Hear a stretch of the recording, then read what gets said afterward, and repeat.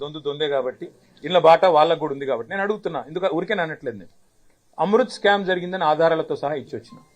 సృజన్ రెడ్డి అనే వ్యక్తి రేవంత్ రెడ్డి గారి బామ్మర్దికి అర్హత లేకపోయినా మీరు కేంద్ర ప్రభుత్వ పథకంలో ఎట్లిచ్చారని అడిగిన.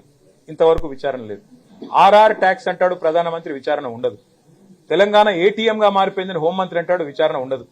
ఇప్పుడు 49% వాటా ఉంది సింగరేణిలో, దొంగ దొరికిందని చెప్పి చూపెడుతుంటే విజిట్ సైట్ సర్టిఫికేట్ అనే పనికిమాలిన నిబంధన, కోల్ ఇండియాలో లేని నిబంధన ఇక్కడ పెట్టినారు, దోచుకుంటున్నారు అని చెబితే మీరు రాష్ట్ర ప్రభుత్వం చెబితే సిబిఐ విచారణ రాష్ట్ర ప్రభుత్వం కోరితేనట. ఎవడన్నా దొంగ కొడతాడా నా మీద విచారణ చేయమని? గట్లున్నది ఇలా కేంద్ర ప్రభుత్వ వ్యవహారం. ఇంకొకటి సూటిగా అడుగుతున్నాను. పొంగులేటి శ్రీనివాసరెడ్డి అనే మంత్రి ఉన్నాడు, ఆయన ఇంటి మీద ఈడీ రైడ్ అయ్యింది సెప్టెంబర్ 28, 2024. యానివర్సరీ కూడా అయిపోయింది, ఇంకో 3 నెలలు దాటిపోయింది. ఎందుకు కేసు పెట్టాలి ఇప్పటివరకు కేంద్ర ప్రభుత్వం? ఎందుకు ఈడీ కేసు పెట్టదు? అంటే ఎంత డీప్ ఉంది వీళ్ళ అండర్స్టాండింగ్. ఇవన్నీ బట్టి దానికి అర్థమయ్యేది ఏంటంటే వీళ్ళిద్దరి target BJP, Congress target BRS.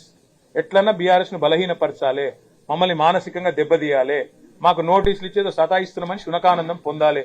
పొందండి, we'll tackle it, we'll deal.